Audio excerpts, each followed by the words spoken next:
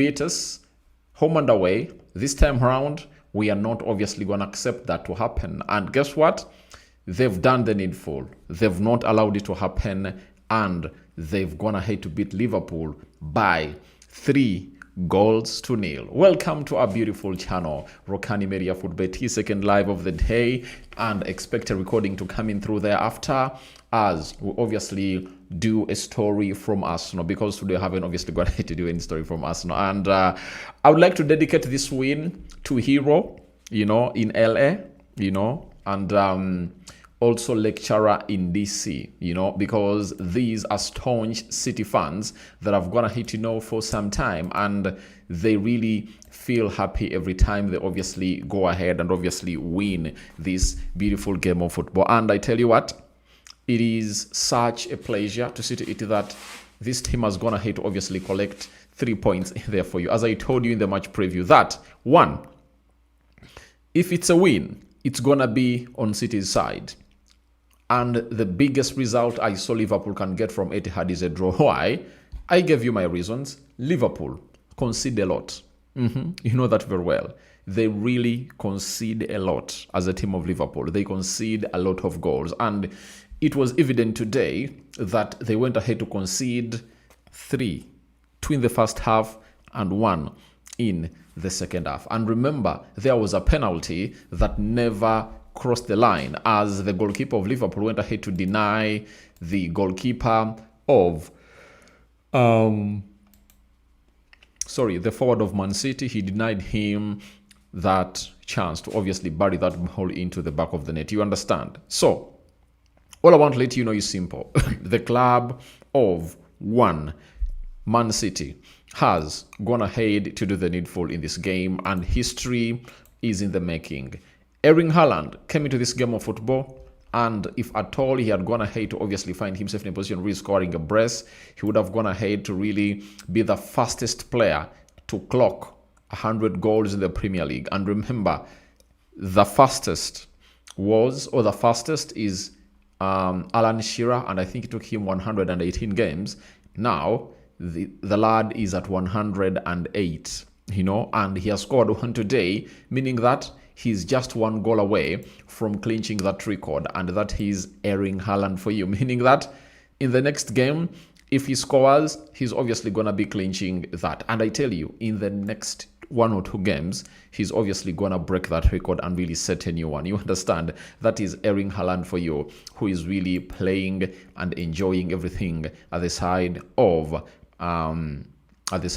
of City, and he's really putting in a very huge shift altogether, and I just love what he does as a player in there for you. So that's all about a club known as Man City in this particular fixture. They've come, they've dominated, they've conquered, and I don't know what exactly Arsenal fans really thought about this, but all in all, I don't know what your thought is really for this fixture, because if I'm an Arsenal fan, I would have gone ahead to want Liverpool to beat Man City, and that takes a man who is obviously calculative and who follows history in this particular game of football. Because if you're an Arsenal fan, the team that you would never want to be close to you and competing with you is Man City.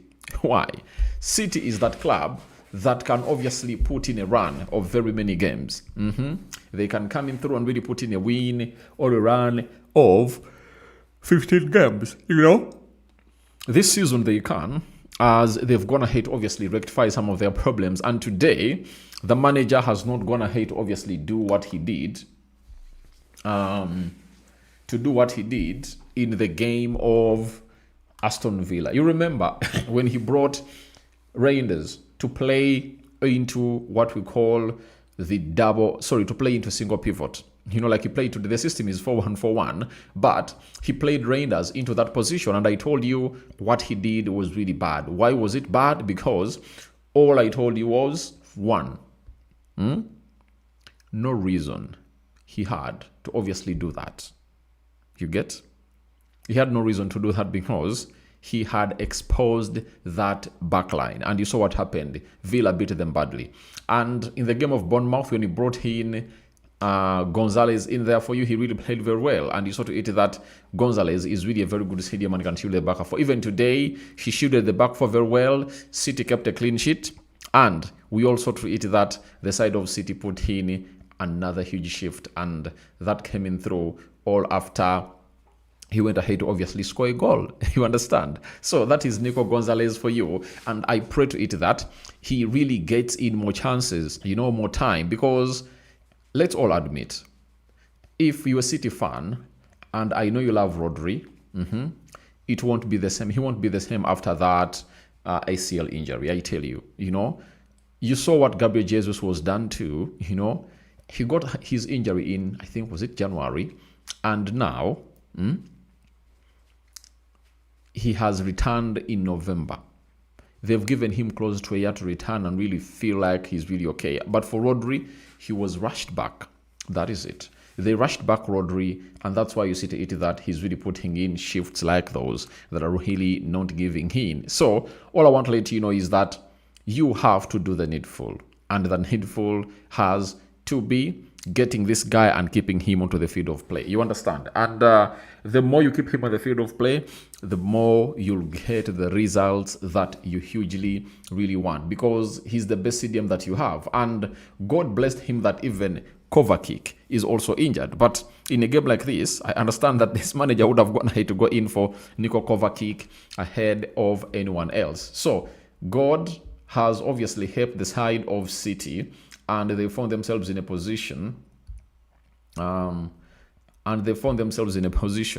of really not having these players around, because when they've had these players, when they have Kovacic in there, the manager would have gone to say, let me drop in Kovacic to play into that position. And I believe he wouldn't have gone ahead to obviously perform to the levels that Nico Gonzalez has gone ahead to perform on. Nico Gonzalez is like a 2-in-1.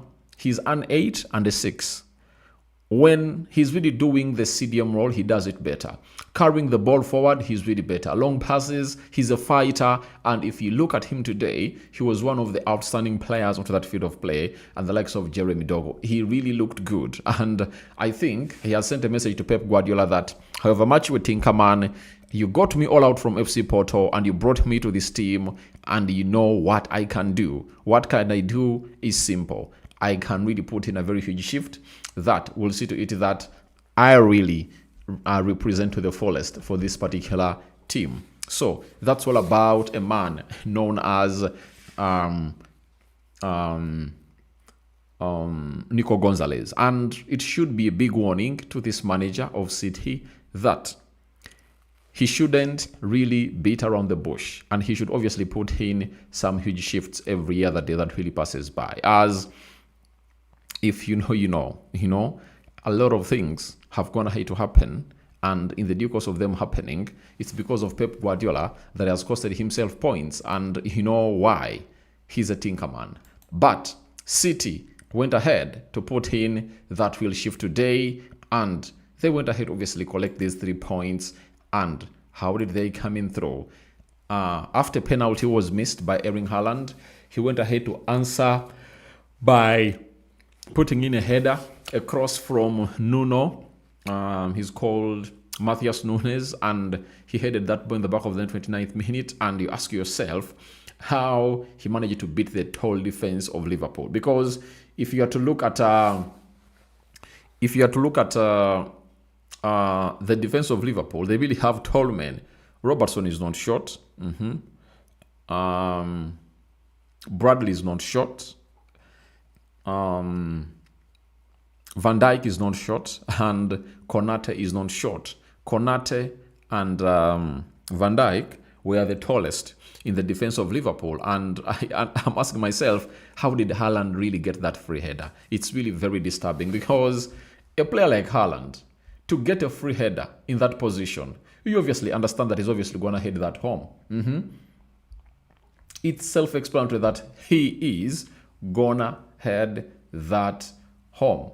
You understand? So that was really self-explanatory. And who is to blame for all of this? It's the team of City, it's the team of Liverpool. You don't give Erling Haaland a free header like that. Who does it?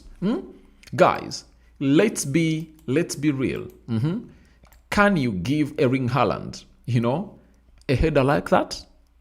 When you know his abilities and what he's good at, I don't think that you can really do that. You can't. You can't do that. So I think they really describe the problem that we've always gone ahead to talk about a team known as Liverpool, that their defense is really very, very, very lacking, and they really look bad. They really, really, really, really look bad. And for that goal of Erling Haaland, I tell you, you can't come up and really give an excuse. You can't. You can't. And for Ancelotti, he still has very many questions to answer. United has beaten him.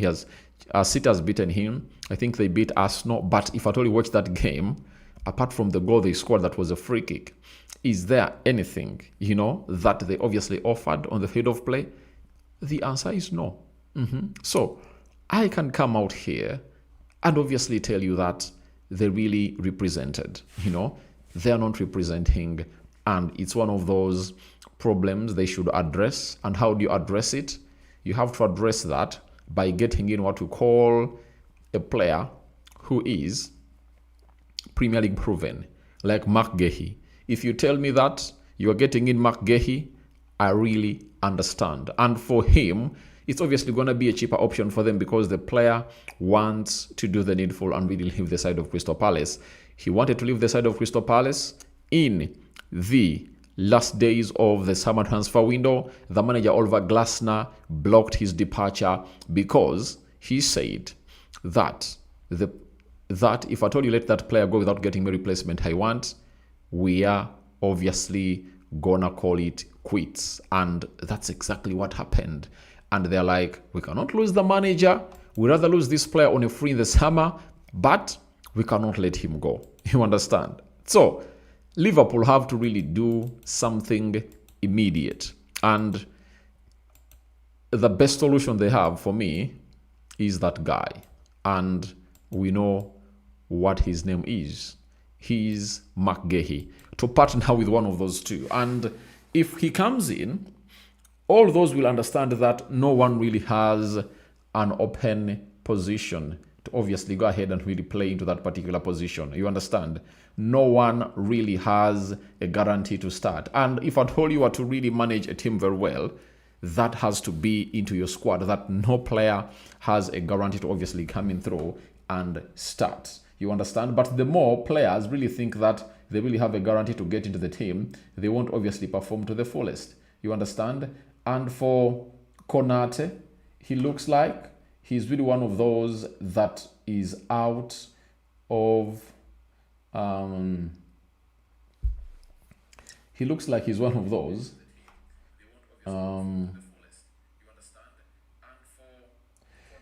He looks like his heart is no longer at Liverpool. That's my worry, for Konate, He looks like his heart is not at Liverpool, So I think they need to sign in two central defenders, they need to get in a mal-purposeful defender.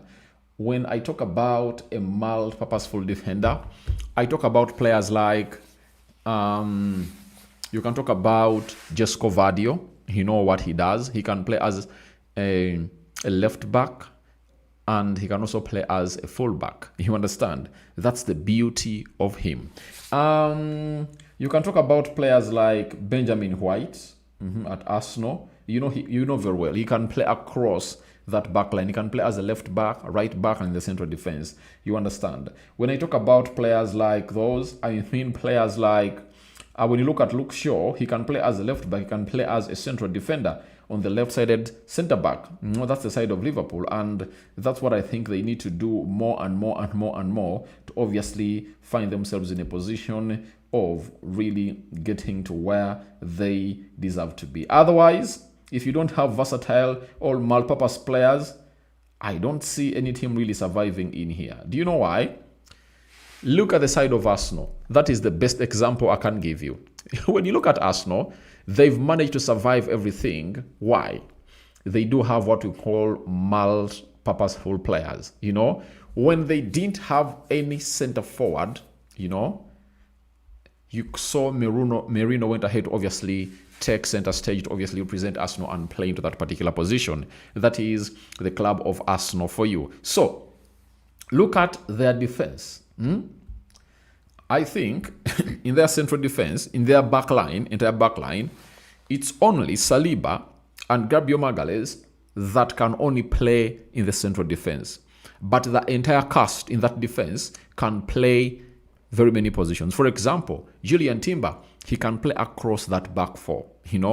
Ben White, he can play across that back four. Hincapi, he can play as a left back and a left center back. Mosquera, he can play across that entire back four. You understand? Who else? Carafiori, he can play across that entire back four, because we've seen him sometimes being played as a right back, though he's really left-footed. You understand? So that's what you need to understand about football, that with the injuries, surging amongst all teams, you need to be having players that are really versatile. And I think if I'm a sporting director and a technical director at a certain club, what I have to consider most is what we call versatility and dynamism. If you don't have that attribute, it's very hard for me to obviously get you into my team. That is it. So, as it stands, the side of Arsenal, the side of Liverpool really needs a lot of things to sort. And today, I tell you, this goal, it's poor defending. It's poor defending. You can't tell me that they obviously passed that ball to Nuno. He's Matthias Nunes, and he has all the time to put himself into a position to obviously put in a very beautiful cross. You understand? That was really, because no player was in his vicinity. And when he received that ball, he even had time to first raise his eyes. He raised his eyes and looked where he's obviously going to be putting that ball at. You understand? So that is really so sluggish of Liverpool. And that means Konate knew to it that what he was going to deliver was a cross. Because if they ask you one of the attributes, the best attributes of Nuno Mendes, it's passing and maybe really putting in that perfect cross. You never expected him to obviously close down to that space. If it was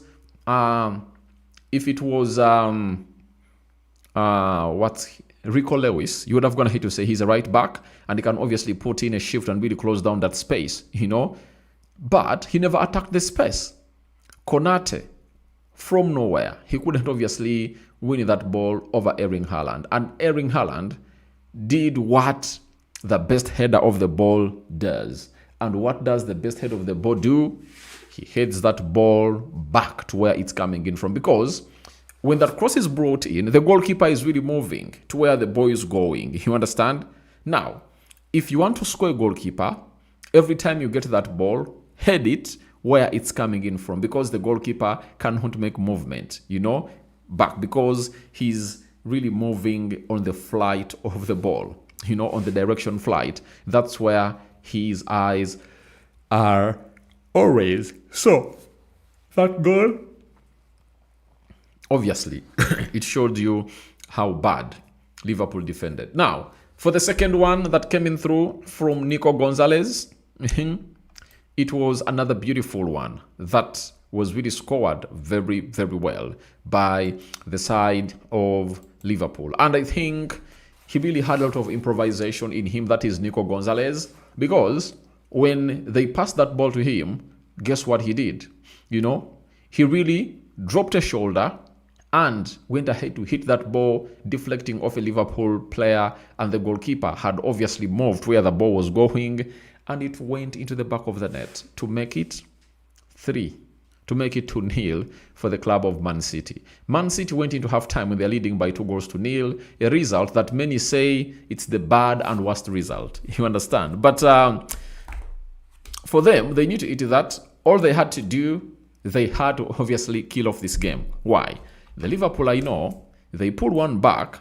In that particular position, they would have gone ahead to obviously put out a very hard situation for the side of Liverpool. So it's over Man City. But City were conserved, and they really said we are at Etihad. They were composed, and they got to know that all we need is one goal. And that one goal came in in the second half. 18 minutes played into the second half, almost in a similar fashion like that of Nico Gonzalez. And the difference is, for that of Nico Gonzalez, it had really a deflection, but for this shot for Jeremy Doku, it really went straight into the back of the net, dropping a shoulder again off the left half space or inside tunnel, curls it into the back of the net in a very, very spectacular fashion, and he went into celebration. And that was the last nail in the coffin of Liverpool, and Liverpool was like, we are done. We are done. And obviously, Man City knew to it that come rain, come sunshine, there is nothing that can Liverpool do. Amidst that coming in through, with 27 minutes to go, Liverpool never showed any urge, never showed any love on the pitch. And I don't know what this manager is obviously going to be doing. I'm talking about Ancelotti, because his players look like they are not interested in this game. I know a fighting Liverpool, and if you're asked which player of Liverpool showed up, no one, no one showed up. And for Man City, they were all over the pitch. They could pass the ball, fight for the second ball. They could really go in for those 50-50s, you understand? The L duels, quick passing and quick movement, Liverpool goes in there, they try to play a high line. And this is what I really don't understand about Ancelotti. How do you come and really play high line at Man City at Etihad? When you know to it that you're having a very bad defense, and he's like trying to tell us that Man City is really very weak, because when Arsenal attacked Liverpool at Anfield, Liverpool played a low block. You understand? Liverpool went ahead to obviously play what we call a low block. They played a low block, and in the due course of really playing a low block, when they got that free kick, they obviously scored, because they played the low block, made it hard for Arsenal to score, and Arsenal never went ahead to obviously score any goal. And when they got their chance, through keeping a clean sheet, Liverpool found themselves winning that particular game. And that is exactly what they're supposed to do in this particular game of football. If you hosted Arsenal at your home and you played a low block, what prevented you from really playing a low block at Etihad? Because you are having players with pace. Florian Wirtz, Mohamed Salah, Hugo Ekitike. Now, what do you have to do? Park the bus and hit City on the break. Because for City, they'll open up, And City now has obviously gone ahead to gain some defensive discipline. And that defensive discipline started when they're playing against Arsenal. You saw how they really packed the bus. And the only minute they played the high line, that's when Ebelechi Eze laid that line-breaking pass to Martinelli, and Martinelli leveled the game. You understand? So, Pep knows it very well, that when I'm really in the lead, let me invite pressure, and I just need one more chance to obviously bury it off. And he knows to it that City will take some time to get back to the prime City, but wins are really needed, and 3 points are obviously needed in there for you. Now, before we head into what we call the match stats, let's obviously see what Opta has for us. Opta has the following for us. Why is it like this?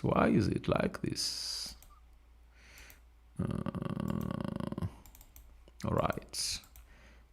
Now, at the opening of the game, there was a penalty given to Liverpool, and the goalkeeper of Liverpool went ahead to obviously save it, and he's Giorgi Mamadashvili. And we are told that since the start of 2024, no goalkeeper has saved more penalties in Europe, big 5 leagues, than Mamadashvili. You understand? So, that's exactly what we've been told. He has saved no goalkeeper has saved more penalties than him. He has saved 6 penalties. So it shows you how good this guy is when it comes to saving penalties. And maybe when that time reaches, Liverpool is 100% sure that the lad will obviously come up and obviously do the needful. The other stat that came out of this game was as follows. From Erling Haaland, the goal machine. It reads that Erling Haaland has 14 goals in 11 Premier League games this season, the second most any player has scored in their team's first 11 games of the season in a competition, behind only Haaland himself in 2022-2023, where he had 17, and the lad is unstoppable. So, the lad is really one of those that I was going to hate to put in a very huge shift. And I tell you, he has scored 17, so he has scored 14 goals in 11. And he set his own record in 2022-2023, where he scored 17, where he scored 17, in there for you. So the lad is really exceptional, and he's the best number 9 in the world. And I don't know that there is anyone who really doubts whether he's known the best number 9 in the world. That is Erling Haaland for you. And the other start, I hinted at it when I'm really starting this side or this game. I told you that the lad known as Erling Haaland is really doing the needful, and he's less by 1 goal to score or to make it 100 in the Premier League. You understand? He's less than 100. Sorry, he's less by 1 to obviously make it 100 in the Premier League. That is Erling Haaland for you, and you can better understand that. After the international break, he'll come up and obviously break that record. That is Erling Haaland for you. And he's such a player of an attractive character, and he has gone ahead, obviously put in a very huge shift altogether. We are still dropping in more and more and more and more as far as this is really concerned. Now, we've been told that Jeremy Doku today is the first player to score, win 10 duels, complete 7 plus 7 dribbles, create 7 plus chances, and have 3 shots on target in a single Premier League game since Eden Hazard for Chelsea. Versus West Ham. Hero, thank you very much for coming through. It's outstanding. So that is a side of City in there for you. Jeremy Doku cruising. And to me, he's one of those that are obviously going to be competing for what we call the man of the match. You understand? He really put in a very huge shift in there. And Jeremy Doku just went ahead to score a stunner for me in that particular game of City. He really looked good. And I tell you what, City is cruising. I get back, and I'm here to remind people who maybe haven't been part of this channel. You can go and really watch my video when I was making predictions of who will obviously come in through and emerge victorious, all triumphant, to win, all triumphant in the Premier League at the end of the season. I hinted on my favorites being Arsenal, right? And my second favorites were City. Others were like Liverpool. I was like, Liverpool still has a long way to go. They needed to fix their defense and midfield. When you look at Ryan Gravenberch, I think his legs are really tired. He's naked. He's playing very many games. And from there, he's going to go to the international break and really get exploited. You understand? And he needs some rest as a player. So you need another player who Wataru Endo is there, but the manager doesn't trust him to obviously balance off the minutes for this player. But he's not balancing off the minutes and is really playing him game in, game out. So I think they need another midfielder. Secondly, they need 2 central defenders. That is Liverpool for you. And I don't know whether they'll break the bank during the January transfer window and sign in those 2 to set it. They'll obviously cop up with the likes of Man City and Arsenal. And why did I obviously give Arsenal and City as my favorites to win the league? It's because of the squad that they had. And this is all about a squad game. That is it. It's all about a squad game. If you don't have a squad, you won't obviously come in here to put in a very huge shift to compete for the title. You know that very well. Let's go to the last start coming in from Opta Joe. Man City have had less than 50% possession in 4 of their 11 Premier League games this season. Only in 2020, 2021 have they done so more often in a season under Pep Guardiola. 5 games, they had 49.2% in today's win against Liverpool. That is it.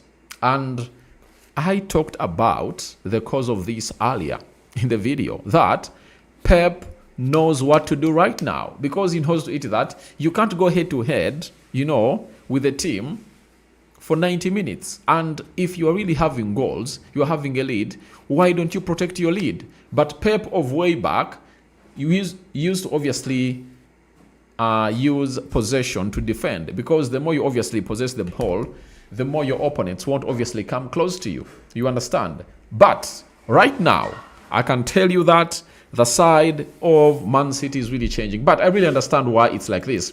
Pep is trying to build this team, but you can't build when you're really losing. I tell you, however much he has gone ahead to win very many trophies for the side of Man City, if he doesn't represent this season, I tell you, his bosses might obviously think of sacking him, because you can't tell me that City, that won 6 out of the 7 previous Premier Leagues, has gone ahead to obviously not win a big title in 2 seasons. Last season, they never won a Premier League nor a Champions League. And this season, they have to win something big for Pep's job to be safe. But if he doesn't, his job might be in jeopardy in there for you. So that is it for the side of City. And I think we've gone ahead to dissect that, and you really know exactly how it really went in there. Now, let's get to what we call the match stats and see how things unveiled at Anfield. City had 17 shots, Liverpool had 7. 6 shots on target by Man City. Liverpool had only 1 shot on target. Oh my God. 51% ball possession by Man City, and Liverpool had 49. 418 passes completed by Man City, 369 passes completed by Liverpool, 90% ball possession by Man City, 91% ball possession by Liverpool, 14 fouls to both sides, 2 yellow cards to Man City and 4 yellow cards to the side of City. 2 yellow cards to City and 4 to Liverpool. No red cards issued to either sides. 1 offside to Man City and 7 offsides to Liverpool. Oh my God, where these players in the game, their minds had been beaten. 7 corners shared to each side. That is the side of City for you and Liverpool in as far as stats were really concerned. In the comment section, Hero comes in through a City fan, obviously with the blue hearts, and she's obviously excited about what has gone ahead to happen in there at the side of Etihad. They've gone ahead to beat Liverpool. And I know City fans are really excited, because last season they knew what happened. They came in through, they were beaten home and away. But this time, they've started it at a very good note. Chongonzi Media. Good evening, Mr. Rokani. Good evening, Mr. Genius Rokani. As you said that Liverpool was out of the title, I really said it, and I really mean it. Because even if they bring in players, you can't really give them a benefit of doubt that they will hit the ground running, Maybe a Gehi can come in through and obviously make a very good partnership with Virgil van Dijk or Konate, you understand? But that doesn't give you guarantee for the title, You'll need another one, because if Gehi gets an injury, as the manager of Crystal Palace has told us that he's on the clutches in there. Chogonzi Media, it's really right. Even Man United can come over Liverpool. Not really. I support Manchester United, but I don't think that we can go ahead of Arsenal, Man City, Chelsea, and Liverpool. Those 4 teams, I think, are really ahead of Manchester United. Why would you obviously...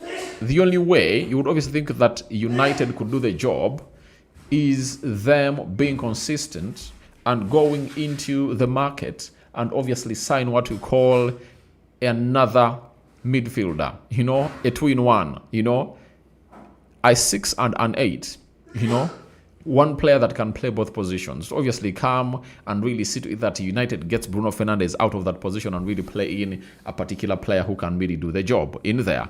I think that's really good. Hero is saying, I'm so happy. Obviously, you have to be happy because you're a City fan, and obviously you are really happy because City has gone ahead to win, and I know how joyous you are when your team really wins. So thank you, Hero, for watching in through from LA, and she's in Long Beach. That is it. The table after match day 11. How does the table really look? Arsenal, 11 games, 8 wins, 2 draws, 1 loss, 20 goals scored, 5 goals conceded, 15 is the goal difference, and they're having 26 points. City, second, 11 games played, 7 wins, 1 draw, 3 losses, 23 goals scored, 8 goals conceded, and 15 is the goal difference, and they're really having 22 points. What does that mean? It means that the side of City has scored more goals than any other side in the league, and they're at 23. Chelsea, third, 11 games played, 6 wins, 2 draws, 3 losses, 21 goals scored, 11 conceded, goal difference of 10, they're having 20 points, meaning that City is 4 points behind Arsenal, and Man City is 6 points behind Arsenal. Sunderland is 4th, 11 games played, they're having 19 points.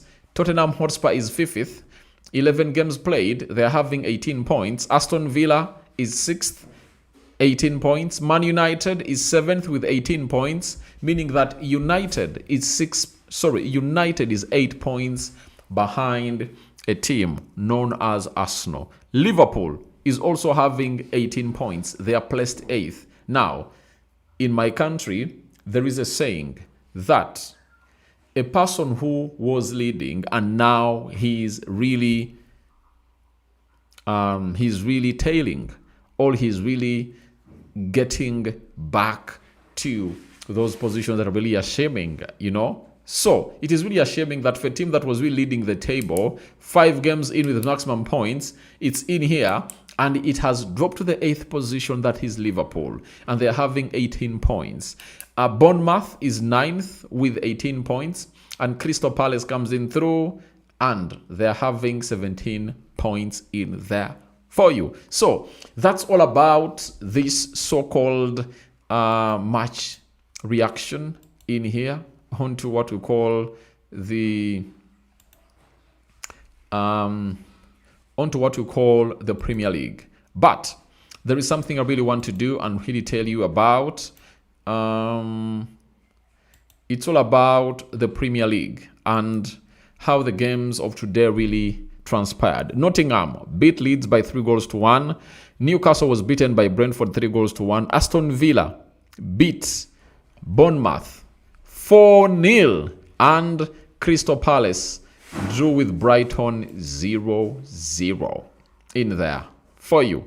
So that is it for the side of Rokani David and the Rokani Media Football. I'm having Kenneth O'Mara. I'm scared of Arsenal with their injuries. Really, we saw yesterday, so City are the favorite. You can't be scared for Arsenal, Arsenal was playing Sunderland, one of the hardest teams to play away. So if they really got in those points, you even have to give them respect for what they went ahead to do as a club of Arsenal in there for you. So they've gone ahead to put in a very huge shift, and being on top of the table with 11 games played just really gives you a very huge notifier that they're really one of the best teams in the league. You understand? So, and this might be one of the hardest title races that I've ever gone ahead to face. United can join in if they really keep consistent. Chelsea can if they're consistent. Liverpool can if they're consistent. City can be in. So I'm waiting to see how things will obviously pan out for these particular clubs that I've gone ahead to hint on. But guys, Arsenal will put in a stretch of points, and I know they're the favorites. City are my second favorites in here onto this beautiful channel. So guys, thank you very much for watching through. Rokani David is my name. Continue to subscribe. And how do you subscribe? Lower right bottom corner is the place to be. If you obviously if you go into the lower right bottom corner, smash the black button that has the word subscribe. After subscribing, hit the notification bell. That will enable you get notified every time I upload a video onto this beautiful channel. Hero, thank you very much for watching through. Kenneth Omara, thank you for coming in through. Chongonzi Media, it has been a pleasure having you on this channel, and we sign out. Let's obviously see what other video is obviously going to be dropping, because we are here to really give you videos that are all about sports. Mubarak says, Mr. Aradi, big up, bro. While my Warring City closes, the gap now for points make difference. I see pressure going to mount on Arsenal. But Arsenal has been having pressure throughout all those seasons. And the difference is, this Arsenal, the previous Arsenal of the previous seasons, never really had a very huge squad. This Arsenal has a very huge squad that can obviously see them overcome the pressure. And I think the pressure is not a problem, because at the start of the season, these players knew to it that it was going to be like that. Every time you are really given the topmost position of really winning the title, obviously that comes with pressure. And we know for how many seasons Arsenal has been this. And what has obviously going to have to fail Arsenal to do that? We all know it. They've not been having enough squad, but this time around they really have a good squad. No worrying for club of Arsenal. I know City can obviously put in a run, but I think Arsenal is really a better side than City in there. Chongonzi Media, so we can expect Arsenal's players to come back from injuries in the break here. Jesus will be back. It's rumored that Odegaard, Martinelli, Noni Madueke will also be back. So Arsenal might well come back 4 players out of the 7 that are really injured after the international break. That is it. So don't you see that Arsenal is really blessed that when the international break knocked down and they're really having very many injuries, Arsenal has seen themselves draw with Sunderland, stand over the table, and most of their players will return after the international break. Aside